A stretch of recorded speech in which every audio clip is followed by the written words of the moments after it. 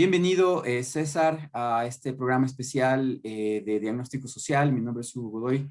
Queremos conversar con usted, que es especialista en temas de transportación, consultor en movilidad, sobre qué es lo que está pasando y qué es lo que puede pasar respecto del transporte a nivel local y Quito y también a nivel nacional. Así que la primera pregunta o lo primero que quisiera conversar con usted, estimado César, es, bueno, primero presentarse al público, cuál es su experiencia en el tema de transportación, tal vez aprovechar esa oportunidad para que sepan con quién estamos conversando. Buenos días, muchas gracias por la invitación. Un saludo cordial a usted y a su distinguida audiencia. Sí, yo soy un ingeniero civil que ya vengo trabajando con poco más de 40 años en el tema de movilidad y transporte, y fundamentalmente yo he sido consultor y profesor universitario y estuve a cargo del tema de la implantación del trole y de la planificación del sistema de transporte para la ciudad de Quito, que uno de los componentes fue el trolebús y la ecovía. Y también he estado involucrado en los temas de planificación del resto de ciudades, especialmente en la ciudad de Guayaquil. Estuve a cargo de la estructuración del sistema Metrovía, luego la estructuración del sistema Aerovía. También he participado en la ciudad de Cuenca en el primer proyecto de planificación urbana, también en el tema del sistema integrado de transporte de Cuenca, cuando se quiso hacerlo con buses. Y he hecho planes de movilidad en diferentes ciudades del país, entre ellas Machala, Riobamba, Babahoyo, Guayaquil.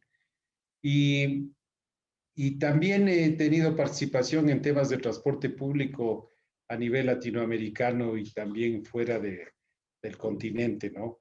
A nivel latinoamericano he estado en México, en Costa Rica, en Panamá, en Honduras, en Venezuela, Colombia, Perú, Bolivia, Paraguay, Uruguay. Y entonces he tenido Bolivia, ¿no? Que así también he trabajado bastante ahí, pero también he trabajado en Vietnam, en Australia, en Marruecos. Y claro, todo a propósito del proyecto del trolebús, básicamente, Sí, porque el trolebús en es su un... momento, Quito fue una ciudad emblemática para el resto de la región y también en el mundo por cómo se implementó el sistema del trolebús en la, Sí, estamos hablando del 92, 93, no, un poco más. el trolebús empezó a funcionar en el 95, pero efectivamente en el 92 estábamos con toda la planificación. Desde el 90 al 92 se hizo un gran esfuerzo de planificación, y al ser el trolebús uno de los primeros en el mundo, pues después siguieron cientos de ciudades Sí. que, como se llama, que hicieron lo mismo. Entonces, por esa feliz coincidencia, yo tuve la oportunidad de viajar alrededor del mundo en estos Excelente. temas. Y esa experiencia de más de 20 años también nos hizo conocer. En algún momento conversamos, le hice una entrevista antes de que existiera, cuando recién empezaba este gobierno de Lenín Moreno, sobre el tema de la movilidad en la ciudad de Quito. Y ahora, después de 4 años, ¿cómo le ve usted al sistema de transporte de personas en el país y también en la ciudad de Quito? ¿Cómo está este paciente? ¿Cómo le ve a usted? Después de... Ha sido un periodo muy difícil, ¿no? Un periodo muy difícil, donde caracterizado por un gran endeudamiento público, donde se han cristalizado, digamos, se han puesto en funcionamiento, por ejemplo, ya el tranvía de Guayaquil, el tranvía de Cuenca, la aerovía de Guayaquil, y está en vísperas de operarse el metro de Quito. Estos proyectos son proyectos que han tenido una gran inversión pública y que hay que pagarlos y que evidentemente elevan el nivel de servicio de la movilidad, pero por otro lado, toda elevación del nivel de servicio trae aparejado un incremento en el costo. O sea, no se puede exigir un mejor servicio si es que no se paga por ese mejor servicio. Si yo quiero irme a un mejor restaurante, tengo que pagar el piso, como dicen, ¿no? Claro. Entonces es un tema en el transporte, es igual.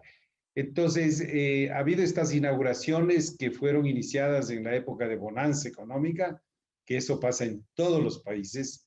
El momento en que hay dinero en los países, especialmente las empresas constructoras, hacen un lobbying muy fuerte porque saben que los dineros existen, ¿no? Que los países Y tienen los posibilidad. gobiernos entran en obra pública, en transportación, porque da empleo. Sí, Aprovechan a calmarle al pueblo un poco con esa parte también. pero hay otros elementos que dan más empleo, desde luego. O Puede ser, sea, hay claro. otros sistemas.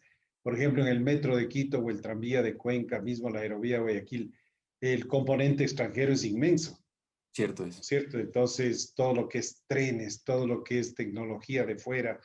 Entonces, digamos, ahí hay un tema de política pública de transporte, ¿no es cierto? Donde en el caso del Metro de Quito usted decidió invertir 2.100 millones de dólares, que es parecido a la inversión del proyecto Coca-Cola Sinclair. Sí. ¿Y quiénes son los beneficiarios del proyecto de Metro? El proyecto de Metro va a beneficiar probablemente al 10% de la ciudadanía de Quito. El Hablemos, 90% va a hablemos seguir en antes, las luces.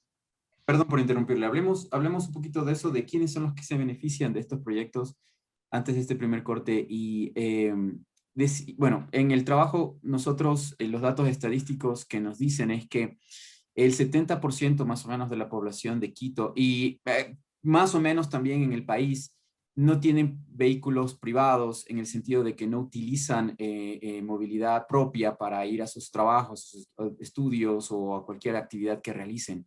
Lo que quiere decir que Ecuador es un país que necesita invertir en este tipo de proyectos que usted acaba de mencionar y darle también, dotarlos de comodidad o de confort o de un nivel de satisfacción favorable, se podría decir. Pero también usted menciona que ese 70% de la población, tal vez lo está sugiriendo o le sentí en su tono lo que iba a decir, tal vez ese porcentaje de la población no está dispuesto a pagar estos proyectos que se vienen dando prácticamente 14 años, perdón, unos 8 años en el país. ¿Cómo lo ve usted? No necesariamente, o sea, cuando usted ve la demanda de transporte, hay, digamos, personas, por ejemplo, funcionarios públicos que tienen acceso a un sueldo determinado, pero también hay trabajadores informales y hay desempleados. Hay una composición familiar en personas que pueden ser de clase media que utilizan el transporte público donde existen dos niños en la familia, pero hay sectores populares donde las familias tienen 4 o 5 niños. 45% de la población no supera los 30 años. Entonces, no creo que... Ese es un tema, ese es un tema. Y el otro tema es que usted tiene casi un 50% de subempleados o desempleados. Entonces, ese es un tema social muy importante. Entonces, usted cuando escucha de que aquí deberíamos tener un sistema de transporte como lo tiene Madrid o como lo tiene París, ¿no es cierto? Obviamente, sí, y normalmente quienes hacen esas aseveraciones son personas que tienen dinero y que han viajado, ¿no es cierto? Y que han visto eso y que creen que eso se puede reproducir aquí. ¿Por qué no nosotros? Pero es una visión de ellos, o sea, Claro. de su nivel social. Entonces, claro, sí se puede invertir y lo deseable sería que todos tengamos un nivel de servicio de transporte adecuado y que sea confortable. Pero lo que pasa que la pregunta es, ¿lo podemos pagar? Y entonces, por ejemplo, yo hablaba con un alcalde y él me decía, mira, yo quiero un sistema que la gente pueda pagar. O sea, yo no quiero un sistema que la gente no pueda pagar o que yo tenga que... Un alcalde realista. Claro, yo no quiero invertir tanto en esto porque yo tengo que pavimentar calles, yo tengo que hacer alcantarillado, tengo que dar agua potable, tengo que dar caminos hacia los barrios periféricos donde no tienen acceso y el carro de basura o el transporte mismo, el bus, no puede llegar. Entonces yo no me puedo gastar toda la plata en esto porque yo tengo que ver en qué invierto. Entonces, y ese es el tema fundamental. Y eso también tiene que ver con lo que se llama la calidad del gasto. O sea, no podemos ir gastando aquí y allá porque me gusta. A mí me encantaría tener un vehículo Mercedes-Benz último modelo eléctrico o lo que sea, pero es Que se esa mi parquee prioridad, solo. ¿no es cierto? ¿Es esa mi prioridad de gasto o mi prioridad de gasto es atender la compra de los libros para mis hijos? ¿No es cierto? O la prioridad del gasto es como se llama, yo tenga una vivienda razonable. O en tiempos Eh, de COVID, poder tener pagados seguros para el seguro para tener salud. seguro como O para sea, poder mi tener prioridad seguridad. es tener un fondo para poder atender la salud de mis hijos. Así es. Entonces, ese análisis que podemos hacer a nivel personal, tenemos que hacer a nivel de la ciudad y a nivel del país. ¿Cuánto me gasto en qué? Entonces, digamos, no, sin ser peyorativo, pero yo me gasto $1 millón o 100 millones de dólares haciendo un experimento para lanzar un cohete acá al espacio o atiendo el agua potable de este barrio, ¿no es cierto? Entonces, esas son las prioridades y eso es la calidad del gasto. Entonces, hoy mismo tenemos un sistema de salud, ¿no es cierto?, que lo necesitamos desesperadamente, ¿no es cierto? Y tenemos muchos hospitales que no tienen médicos o que no han sido terminados. Entonces, por ahí va el ejercicio que tenemos que hacer nosotros como ciudad, como país. ¿Qué calidad de servicio debemos tener para el transporte? Un mínimo. Yo diría un mínimo, ¿no es cierto? Porque la única política sería yo doy automóviles a todo el mundo, pero eso es imposible, ¿no es cierto? Entonces, pero yo debo tener un sistema que me dé una mínima calidad del servicio, ¿no es cierto? Razonable, y yo tengo que ver cómo subsidio a los que no tienen pagar, a los que no pueden pagar. Ahí viene la intervención del Estado. Yo tengo un 20% de personas, por ejemplo, que están recibiendo subsidio del Estado porque no tienen trabajo. El tema de las personas que atienden a personas con discapacidad, ¿no es cierto? El tema de madres solteras, por ejemplo, que tienen varios hijos y que no, Estudiantes, estudiantes, ¿no es tercera cierto? edad, jubilados. Yo decía, deberíamos decir, los estudiantes y las personas con discapacidad, los de tercera edad, deberían tener transporte gratis, diría Sí. yo. Deberían tener transporte gratis. Qué Entonces, ¿quiénes? revolucionario. Qué Pero revolucionario es que es concepto. así, ¿no es cierto? Sí, Y es un tema. Y entonces, ¿quiénes van a subsidiar, a pagar eso?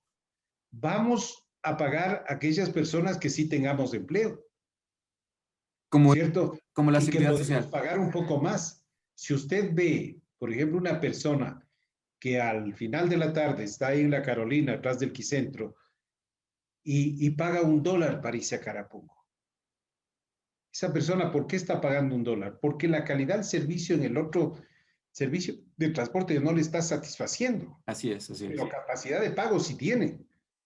O hacen el esfuerzo. Entonces, nosotros logramos poner Exacto. un sistema de transporte razonable, donde la gente pague 40 centavos, a lo mejor 45, ¿no es cierto? Pero con ese excedente yo pueda brindar transporte gratis, en teoría, a los otros sectores que son de menores ingresos, eso hay que hacerlo.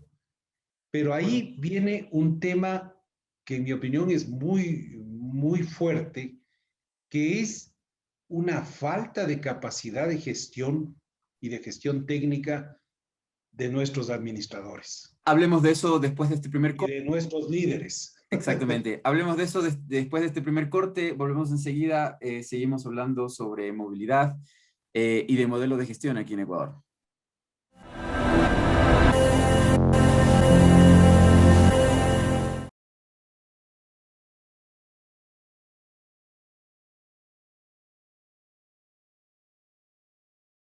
Estamos nuevamente con el ingeniero César Arias, especialista en todo este tema de la movilidad, conversando con él para ver cómo está este paciente que es el transporte público en el Ecuador. Hace unos días, específicamente la semana pasada, esto se está grabando el 21 de mayo, hubo un paro de transporte público, o sea, no de público, porque también hay una confusión allí en la ciudadanía con los medios de comunicación. Al decir transporte público, piensan que es del Estado, que es municipal, pero existe un modelo en Ecuador de gestión de frecuencias, ¿no es cierto?, de líneas, de rutas, que se concesionan a empresas de transporte privado, y esas empresas realizan, dan el servicio. En el caso de la ley de gestión de este sistema, en el Ecuador existe una autonomía, es decir, las alcaldías en cada ciudad determinan las normas que rigen y que regulan este servicio, este sistema. En el caso de Quito es interesante porque está muy avanzado gracias a usted y a la gestión de personas como usted, que en algún momento nos dieron una herencia positiva, porque Quito me parece, considero, es la ciudad con el mejor sistema de transporte del país, de transporte de personas. Igual, tiene sus fallas, sus equivocaciones, pero es mucho mejor que en otros lugares. Existe este problema de que para los transportistas ya no pueden hacer el paro de antes, ya no pueden tirar piedras y desmovilizan a la ciudad por completo porque hay un sistema municipal, y por eso la alcaldía tiene espacios para poder gestionar, para poder también presionar y decir, si no me das esto, no tienes aquello. Antes era imposible. Y en otras ciudades simplemente no tienen el público, la ciudadanía no tiene esa expectativa de algo mejor, porque todos queremos mejorar, todos queremos algo mejor. Hay un problema con el modelo de gestión, este famoso término modelo de gestión en las alcaldías, que hay un alcalde que tiene una idea de gestión privatista, hay otro alcalde que tiene un modelo de gestión más humano respecto al transporte. ¿Cómo le ve usted? Este paciente ahorita está en disyuntiva, ¿no? O sea, tiene un poquito de acá y tiene un poquito de allá. ¿Qué es lo que debería hacerse? Yo diría más que el modelo de gestión es la capacidad de gestión que tienen los municipios, ¿no es cierto? Eh, la forma en que tratan los temas. Yo no soy de los que creo que los señores transportistas son unos diablos y que están solamente tratando de ganar dinero y de que van a explotar al resto. Eso no es cierto. Y que van a 100 O por sea, hora, compitiendo, peleándose ahí. sí, que es un tema social gravísimo, porque eso revela justamente el modelo este de gestión que yo digo que le permite tener una tarifa baja, entre otras cosas, ¿no? 25 centavos Porque, en Quito todavía porque, porque se cobra. fíjese, con 25 centavos es imposible mantener el transporte, a no ser que usted le obligue al señor chofer que trabaje de 5 de la mañana hasta las 10 de la noche, ¿no es cierto? Y entonces son condiciones inhumanas de trabajo, porque no estamos considerando todos los costos. Y por eso resulta en lo que yo llamo un subsidio negativo, es decir, desde los operadores de transporte hacia el servicio, donde el tema este que ya es tan recurrente que lo hemos hablado por más de 20 años, el tema de la guerra del centavo, ¿sí? Se vuelve un tema terrible porque eso es lo que provoca el correteo en las calles. Porque si yo soy el chofer, así sea ingeniero, sea un tipo altruista, etcétera, si yo sé que el ingreso para dar de comer a mis hijos depende de cuántos pasajeros yo subo a mi bus, yo voy a parar donde quiera. Donde el usuario me diga pare, yo voy a parar porque yo necesito esos 25 centavos. Entonces, y como mi relación con el dueño del bus normalmente es de que yo tengo que entregarle un dinero diario a Una él caja. y el resto es para mí. Obviamente que yo voy a pelear por los pasajeros. Esa una. Y La eso es lo que segunda se también llama la guerra del centavo. hay un sistema también de horarios, de rutas, Sí. frecuencias. Un reloj que ellos tienen que ir marcando. Ese también les hace corretear a veces porque no se toma en cuenta las condiciones orgánicas de la movilidad. Es decir, a veces hay tráfico en ciertos sectores, atascos, y no es lo mismo también cargar no todo el mundo se sube de igual manera. Eso también quisiera mencionarlo y conversarlo, espero que podamos hablarlo sobre la calidad o el tipo de autobús que se utiliza en el Ecuador, Lo digo porque usted mencionó en París, mencionó Barcelona, mencionó Madrid, mencionó, bueno, yo le aumento Washington, D.C., yo he estado en todos esos lugares y he utilizado el sistema de transporte de aquellos lugares y los buses son lo que se conoce de cama baja. No hay que subir la pierna para, me imagino cómo será para una mujer en taco que se va a la oficina todos los días desde las 7 de la mañana y después en la tarde, en la hora pico, tiene que subirse. El niño de 8 o 9 años que no va con el padre, sino que solo va a la escuela fiscal, fiscomisionada o pública, como quiera llamarse, qué dificultoso debe ser subir esas 2, 3 gradas. Ese tipo de preguntas quisiera también hacerlas, me estoy adelantando, pero sigamos con el modelo de gestión. ¿Por qué es tan malo el Ah, modelo de gestión? porque al transporte no se lo ha tratado técnicamente. Ese es todo el tema. Porque no se quiere subir las tarifas y se quiere tener un excelente servicio. Entonces, en ese sentido, cuando las autoridades no toman en serio y con conocimiento de causa el tema del transporte, cometen errores graves, ¿no es cierto? Cometen errores graves. Y como no se sube la tarifa, en este caso, fíjese lo que ha pasado en la pandemia. Durante esta pandemia, la demanda ha bajado entre un 30 y 50%. Entonces, eso significa menos ingresos para los transportistas. Están en quiebra casi. Además, las medidas de seguridad de salud le dicen, señor, usted no puede llevar más allá del 50% de los pasajeros. Entonces, el nivel de ocupación bajó drásticamente. ¿Quién de las autoridades ha dicho, a ver, cómo subsanamos este problema? Nadie. Se deja que lo subsanen los transportistas, allá ellos. Y este es un golpe bien fuerte. Segundo golpe, el gobierno, y con razón, porque yo creo que tiene que hacer eso, ¿no es cierto?, ha fijado las bandas de los precios de los combustibles, entre esos del diésel, que es el que utiliza el transporte público. Y ha pasado en este momento, creo que de $1 a prácticamente 1.50. O sea, hay un incremento en el costo del diésel del 50%. ¿Quién ha dicho del gobierno, miren señores, para compensar esto, yo tengo esta medida técnicamente diseñada? Apenas los interprovinciales que tienen un mayor poder político, digamos, son Sí, los que han conseguido un alza del 15%. Entonces, estos son los temas fundamentales. No hay una capacidad de gestión que transparente las cosas, que haga los cálculos técnicos y que en justicia compense. Cuando usted hablaba del tipo de vehículo, por ejemplo, en Europa usted tiene los cama baja, efectivamente. Nosotros no podíamos poner cama baja acá porque el cama baja cuesta mucho más que el bus que nosotros le llamamos el bus tipo. quiero Y hacer la medida, una referencia. Cuando cogí el bus en Washington por primera vez, un día en que no hubo auto, no tuve auto, y por casualidades de la vida me tocó tomar el bus con una aplicación y todo, me moría de ira, porque no soy bueno para la tecnología, pero bueno. Me sorprendió enormemente para irme a un metro, ¿no? O sea, tomaba un autobús para ir a una estación de metro.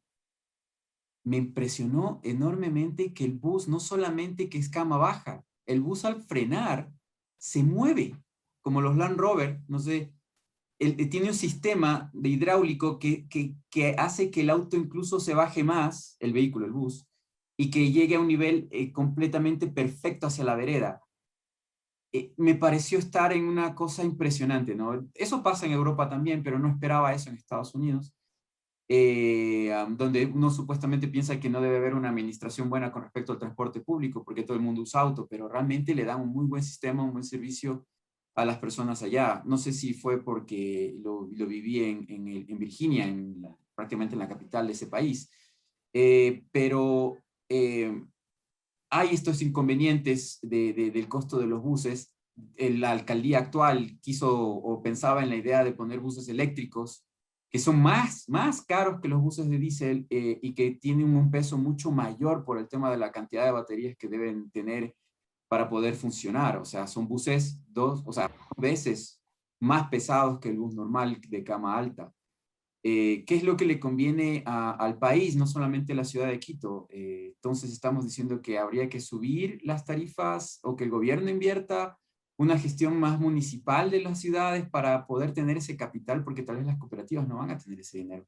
Tomemos en cuenta, como una denuncia, que Rodas, el anterior alcalde, trajo buses usados de Colombia del Transmilenio, estos de tres, los más largos, los más grandes, no sé cómo se llaman, pero nunca se habló en ningún medio, no sé si es una exclusiva lo que estoy diciendo, pero yo sé que trajeron buses overhaulen, o sea, buses reapintados y arregladitos que incumplían normas incluso del país y los pusieron a funcionar en el trole, eh, porque son baratos.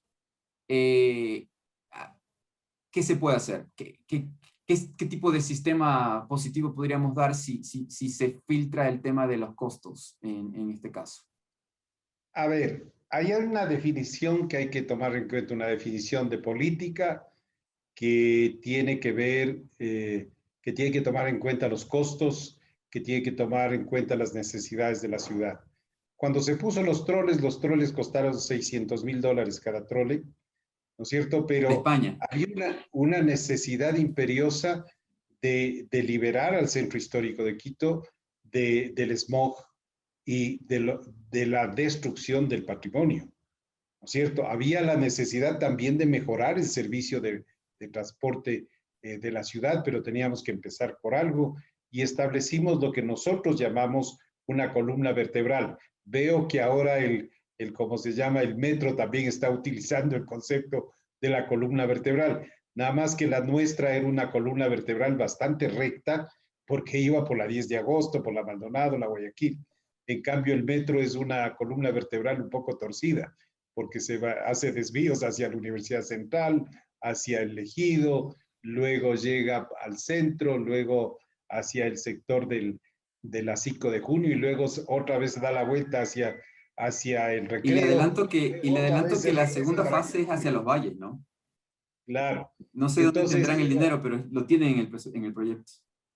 pero en eso sí estructuramos un sistema que al tener buses de gran capacidad también permitía bajar el costo de operación. Entonces, y luego, a diferencia de lo que se hizo en Bogotá, porque nosotros sí hicimos un proyecto integral, en este proyecto nosotros definimos ya lo que se denominó el bus tipo o lo que en Brasil se conoce como el bus padrón.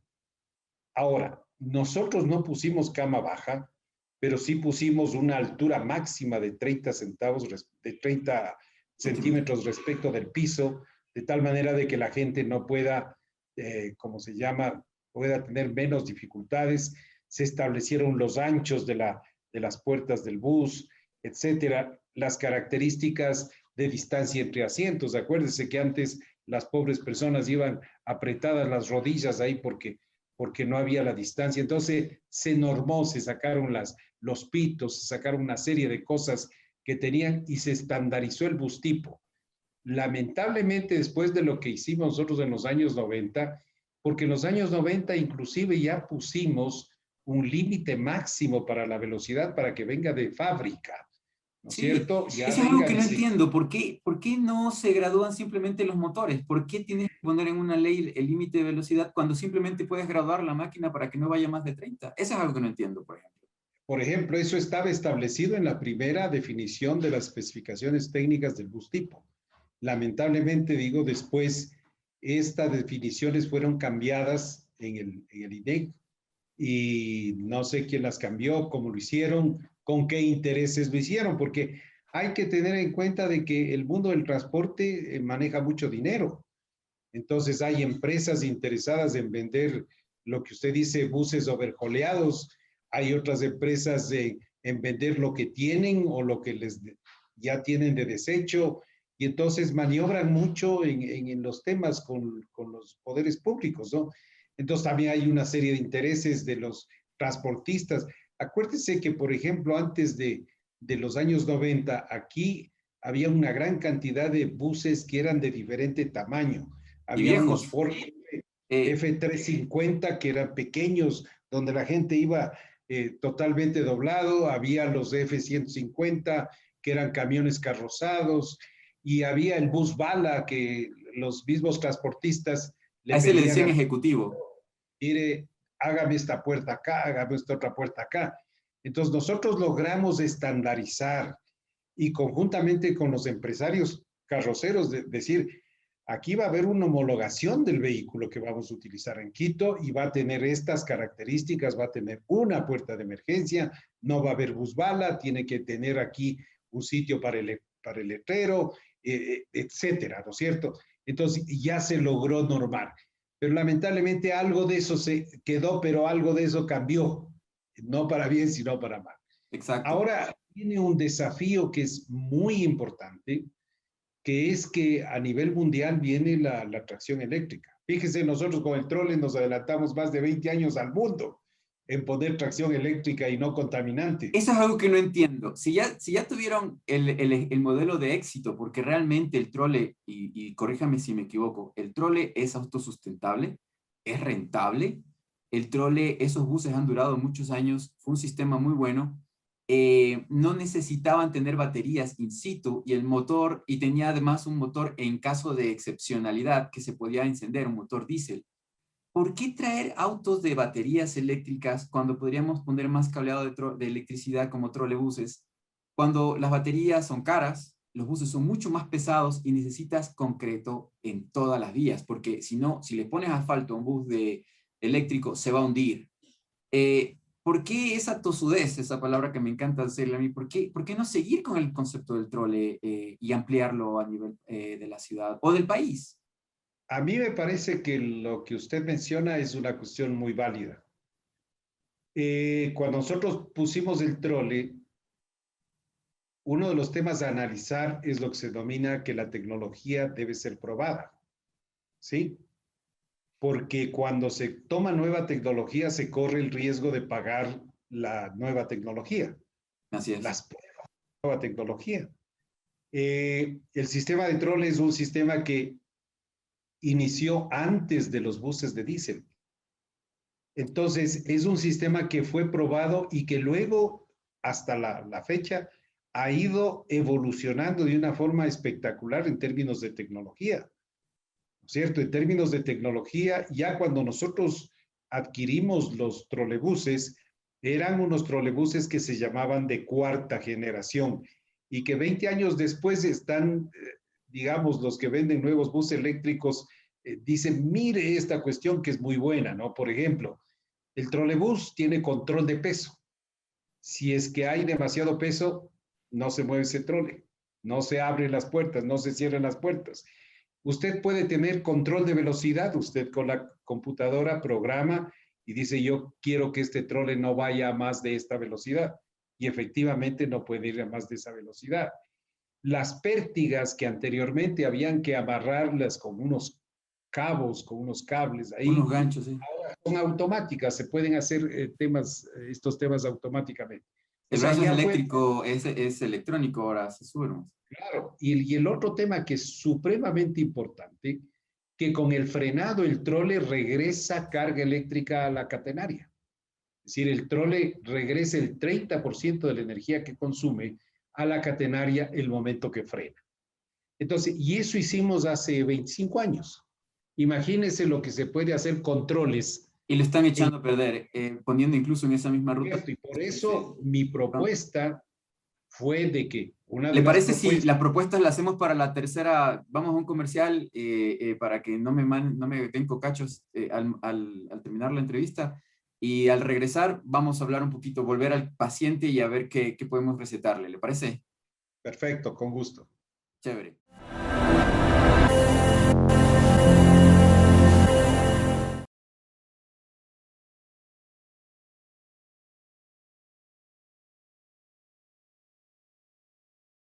Estamos con el ingeniero César Arias. Para mí es un placer enorme poder conversar con alguien que mejoró mi vida de adolescente, porque antes de que existiera el trole, Quito era, personalmente puedo decirlo, era un desastre en la cuestión de movilidad y vivíamos acostumbrados al frenazo, a lanzarte del autobús. estábamos acostumbrados a vivir esas puertas de autobús chiquito que iban con, la gente iba literal colgada, agarrándose de un dedo del tubo de la entrada del bus o de la parte de atrás, si es que el bus tuviera esas condiciones, y pagabas un diferenciado si es que querías irte en un famoso ejecutivo, ¿no? Que eran unos buses que iban en solo ciertas rutas de la ciudad de Quito. Luego del 92 nosotros vivimos en Quito una situación distinta, diferente, que nos enorgullecía, que nos hacía sentir satisfactorios, y hasta el día de hoy, en mi caso particular, yo disfruto de usarlo al trole cuando no voy en vehículo particular. Me apena mucho que hayan querido acabar con él de cierta manera, porque eso es lo que aparentemente ha ocurrido con algunas alcaldías en estos últimos años. Ahora, moviendo el tema del paciente y y de cuál es el formato de este programa, estamos diciendo o hemos dicho que hay dificultades en el sistema de transportación pública, y no quisiera enfocarme solamente con la ciudad de Quito, ¿no? A nivel país creo que la situación es igual o incluso peor. Creo yo, don César, no sé si coincidimos en que el paciente no está bien, a lo mejor incluso está recibiendo un tratamiento de una enfermedad que no tiene o es diferente, y eso complica un poco más la situación, se puede volver más caótica. ¿Cómo está en este momento las soluciones que se le están planteando al enfermo? Por ejemplo, en Quito tenemos este modelo de las compensaciones de $1000, que resultó ser un fracaso de corrupción incluso. ¿Cómo se está atendiendo las soluciones para la ciudad y para el país? ¿Y cuáles serían las propuestas que usted como especialista podrían darle a la ciudad y al país? Yo creo que no se trata el tema como debería tratárselo. Me parece que hay mucho voluntarismo, lluvias de ideas, ¿no es cierto? Y en el transporte hay infinidad de posibilidades de, de crear, entre comillas, soluciones, ¿no es cierto? Que luego llevan al fracaso. Me parece que hay que trabajar mucho, y yo soy muy reiterativo en esto, en construir equipos técnicos sólidos, con técnicos de carreras, de carrera en los gobiernos autónomos descentralizados, que le permitan generar propuestas, que no tengamos soluciones mágicas, sino que tengamos un proceso ordenado de desarrollo. En el caso de Quito tenemos, fíjese, el metro, que no lo podemos inaugurar ya más de 10 años desde que se puso la idea, y fue de la idea directamente al proyecto. El alcalde de ese entonces, en verdad, no lo dijo exactamente, pero en términos procedimentales es eso. Yo deseo una línea de metro para Quito, por favor, hágame factible una línea de metro. Y para eso tengo 1.400 millones.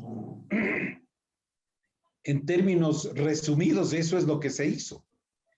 Porque lamentablemente en el país, cada alcalde como que tiene la posibilidad de plantear una obra directamente porque le gusta o porque le va a dejar un nombre. Y eso no puede seguir pasando. Aquí tiene que el gobierno nacional tiene que tener un ente que controle la calidad del gasto, y que no es solamente hágame factible una línea, sino, ok, a lo mejor sí es factible esto, pero ¿cómo compara esto con el proyecto de agua potable del Guasmo de Guayaquil, por decir algo? ¿No es cierto? Entonces, y en función de eso, decidir cuáles son los proyectos prioritarios. Por ejemplo, no se hizo un estudio de alternativas para decidir el gasto de 2.100 millones. Y habían alternativas. Y yo siempre pongo el ejemplo. Con 2.100 millones podríamos haber hecho 21 proyectos trole y resolvíamos el problema de la ciudad. Con un proyecto de 2.100 millones tipo metro, lo que estamos resolviendo es el problema del 10% de la población.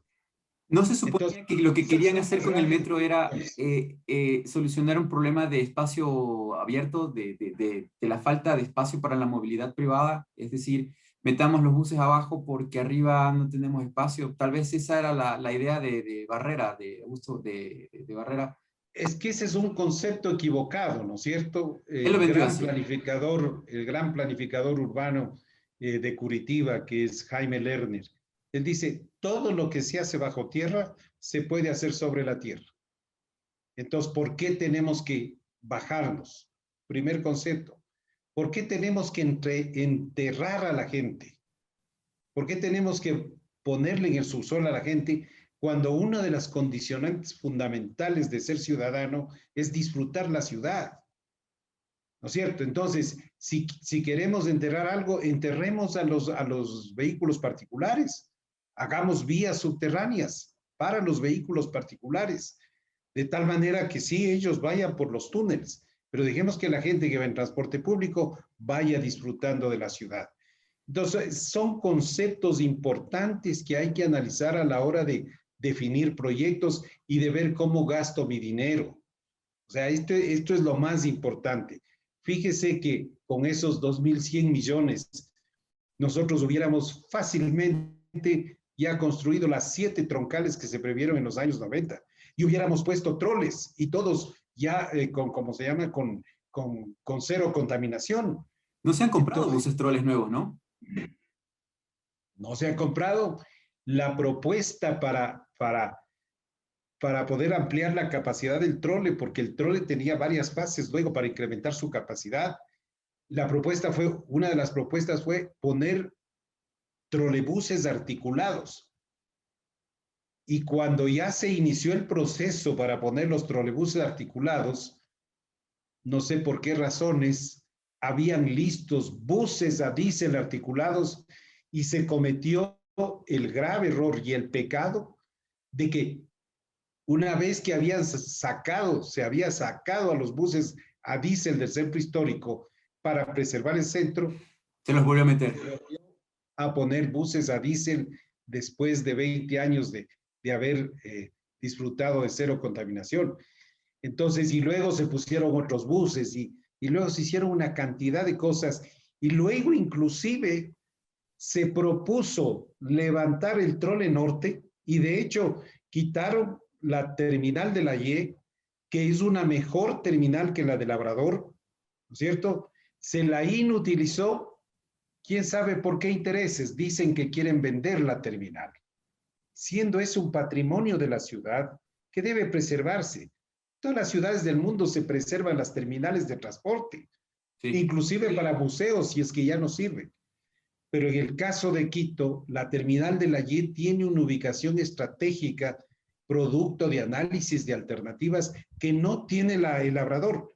El Labrador no tiene sitios para los buses para mantenimiento, no tiene capacidad para o patio de operaciones.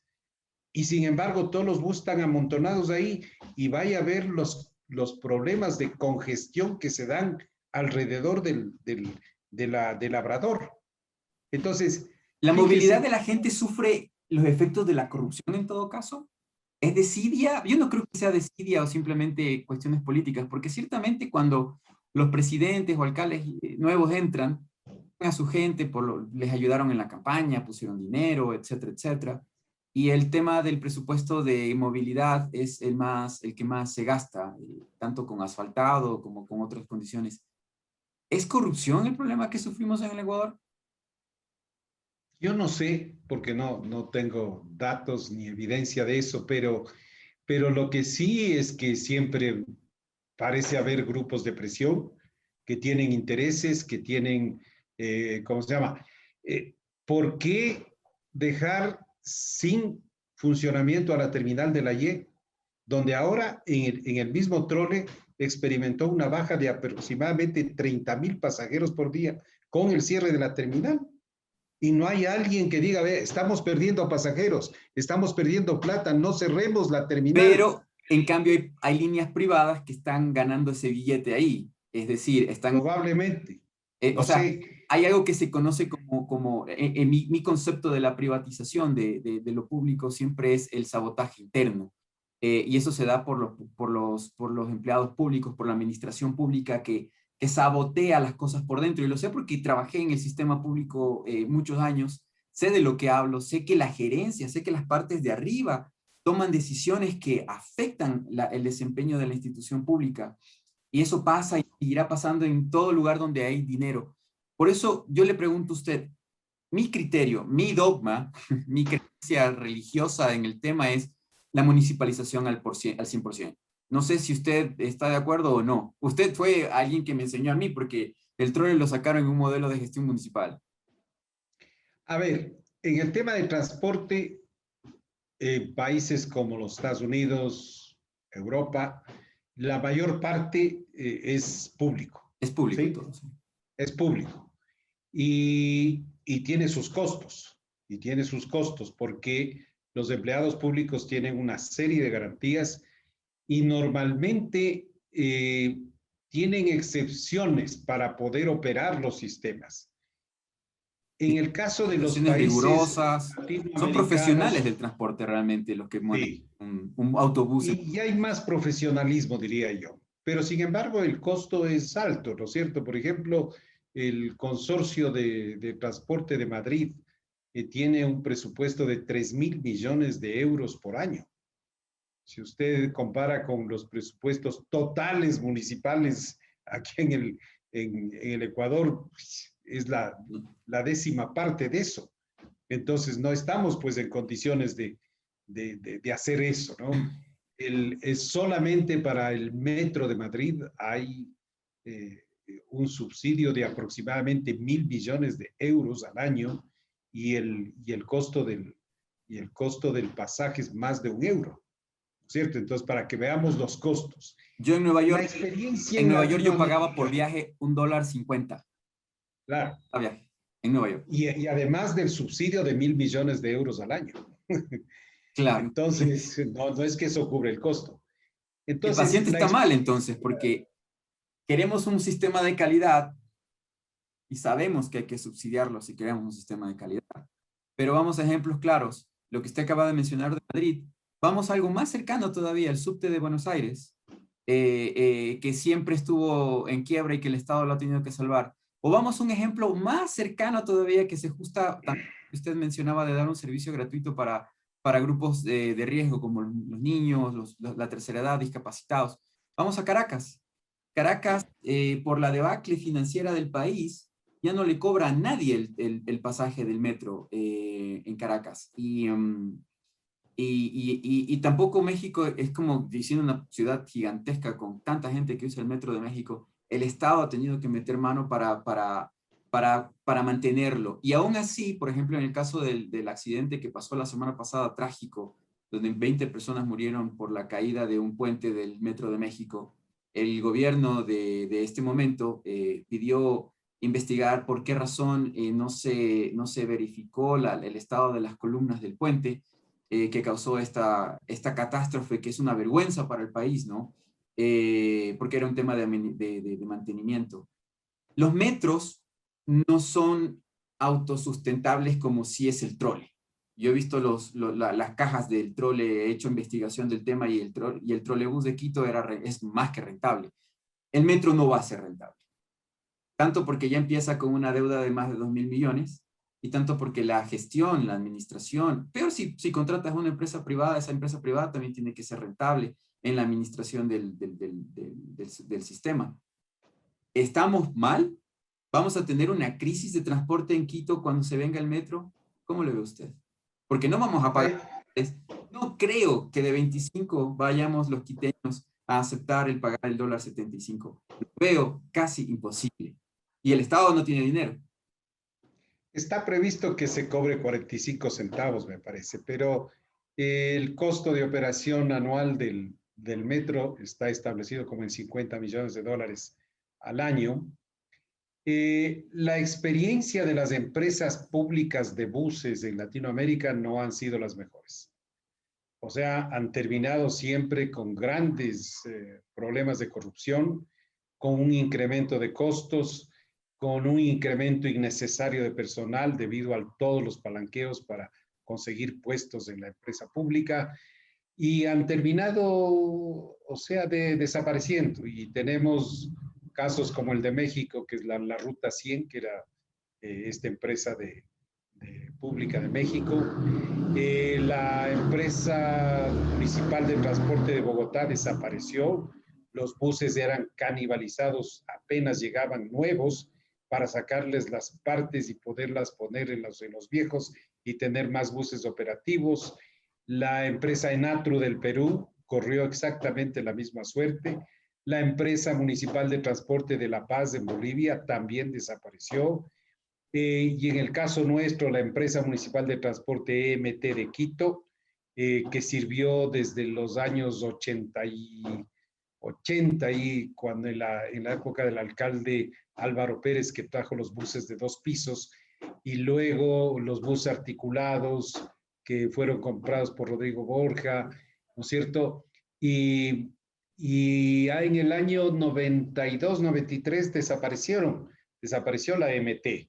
La primera empresa pública de Quito se fundó en el año 48 con el primer alcalde, don Jacinto Gijón y Camaño, que fue el primer alcalde de Quito porque antes había solamente presidente del consejo, pero él fue el primer alcalde y dijo, ¿por qué no hacemos un transporte cuando en esa época había el tranvía?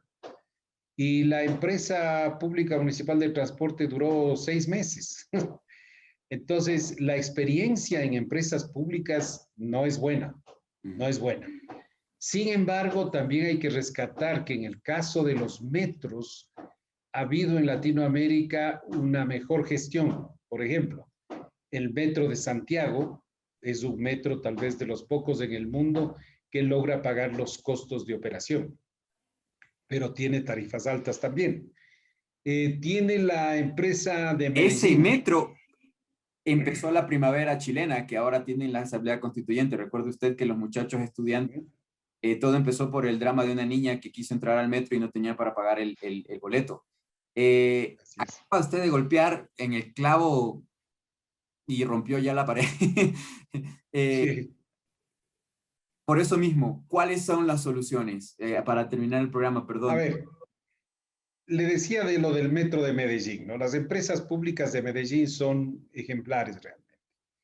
Me parece aquí en el caso del metro, aquí se ha discutido ya el modelo de gestión. Y se ve que hay tal indecisión o tal impreparación, diría yo tal vez, que en principio se iba por una alianza público-privada que estaba aprobada por los multilaterales y por el anterior gerente, y se avanzó en eso. Luego se descubre de que va a tomar mucho tiempo porque no hay los estudios para esta alianza público-privada. Y desde el punto de vista legal parece que hay un informe de consultoría que no recomienda. Luego, con ese informe, entonces, se le renuncia al anterior gerente de la empresa Metro, se nombra una nueva gerente. Hace mes y medio.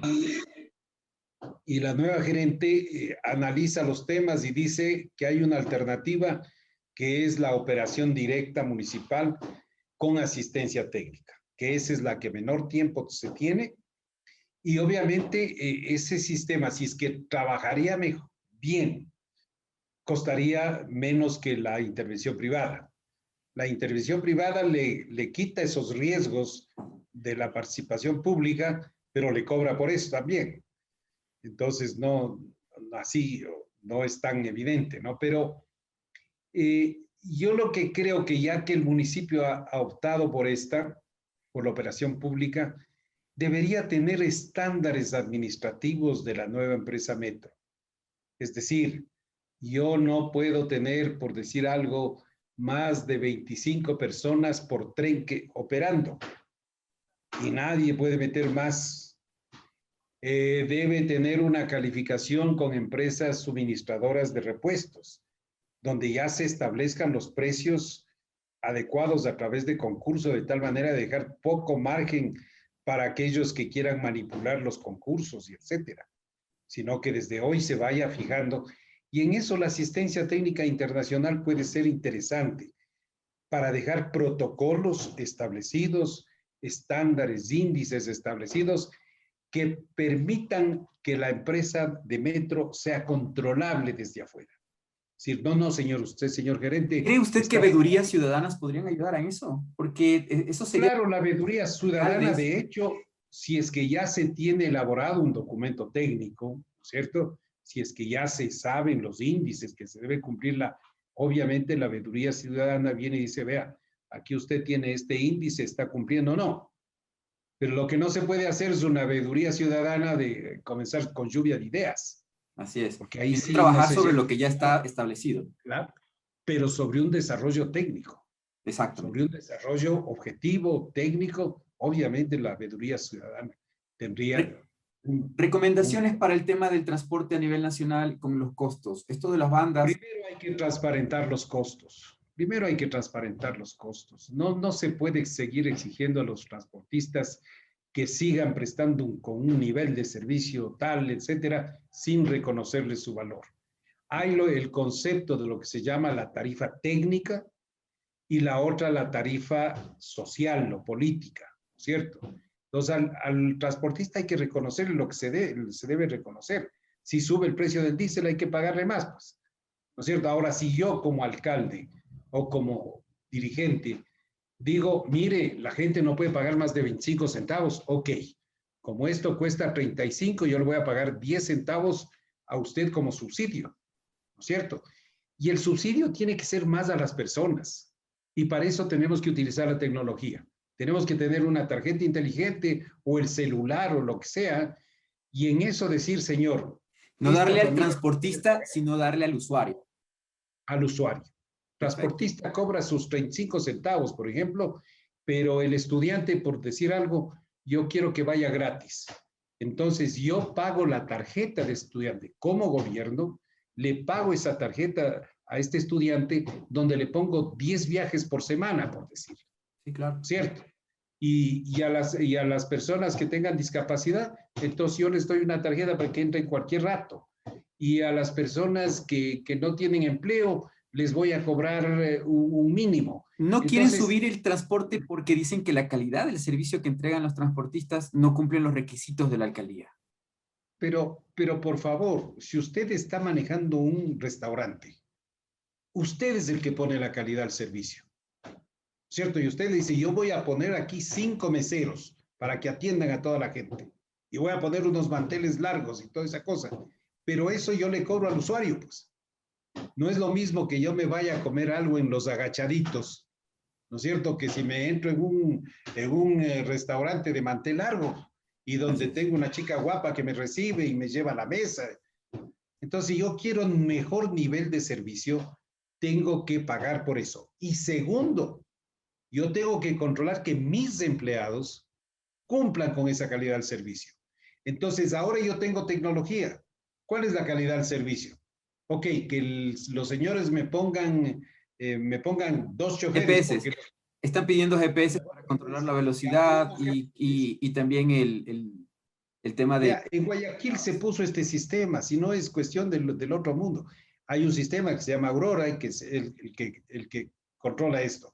Vea, la primera vez que se puso el sistema de GPS en Guayaquil, se chequeó el número de infracciones que habían 25,000 infracciones diarias en términos de velocidad, no parar en la parada, ir con las puertas abiertas, etcétera.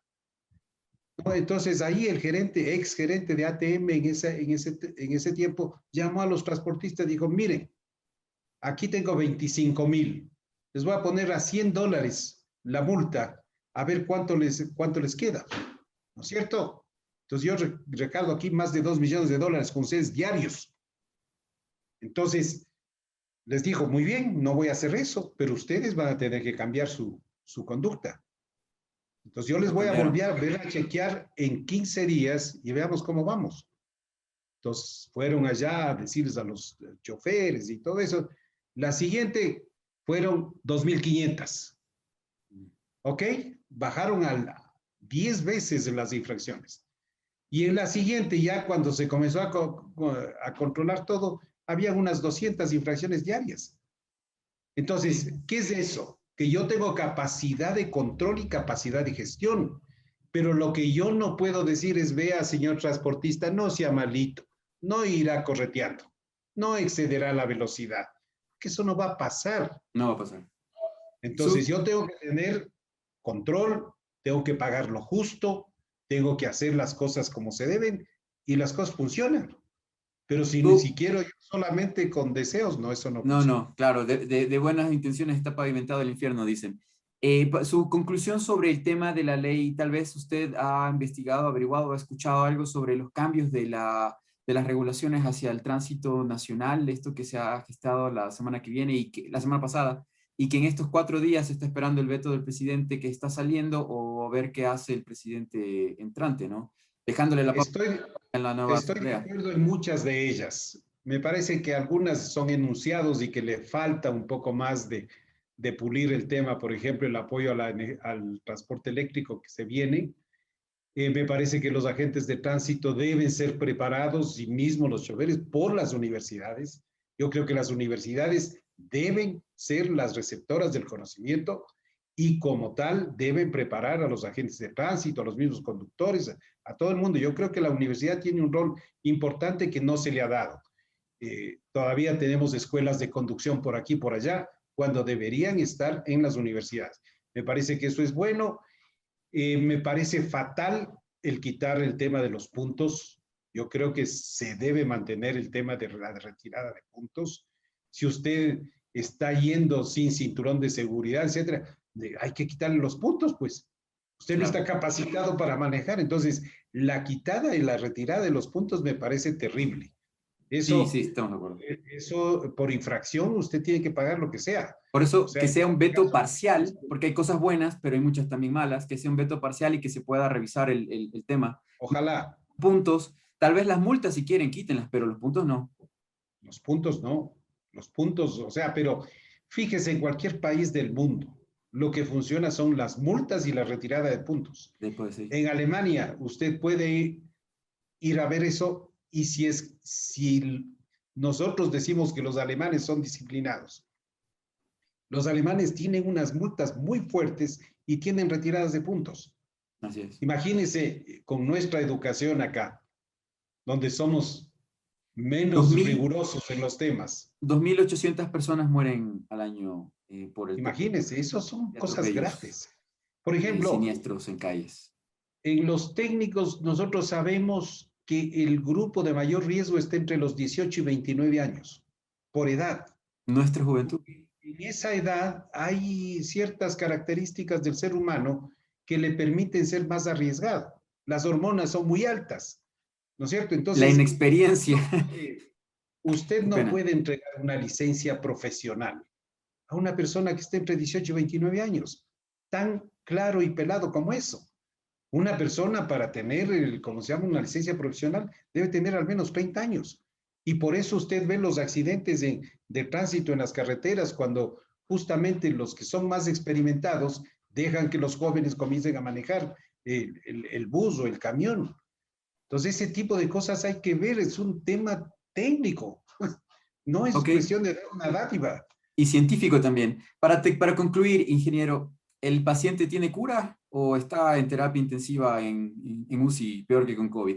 Tiene cura, pero hay que trabajar y hay que trabajar seriamente. No hay que, o sea, el espíritu andino a nosotros nos da para sacar las soluciones mágicas, ¿no? O sea, hacemos así y se nos soluciona el problema. Los anglosajones son, no, pues hay que estar dándole con el martillo todos los días para lograr un producto, ¿no es cierto? Y tenemos que hacer eso. O sea, si queremos salir de esto, tenemos que planificar bien, tenemos que preparar los recursos humanos para que puedan trabajar en eso.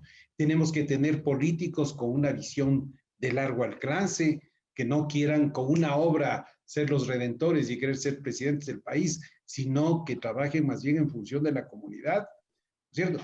Tenemos tantas áreas en la movilidad como la educación, la comunicación, tenemos, vea, cosas como la señalización, la semaforización, la construcción de carreteras, ¿no es cierto? El control del transporte público. La educación a los Todas conductores que hace estas cosas falta. son un mundo y en Perfecto. eso tenemos que trabajar.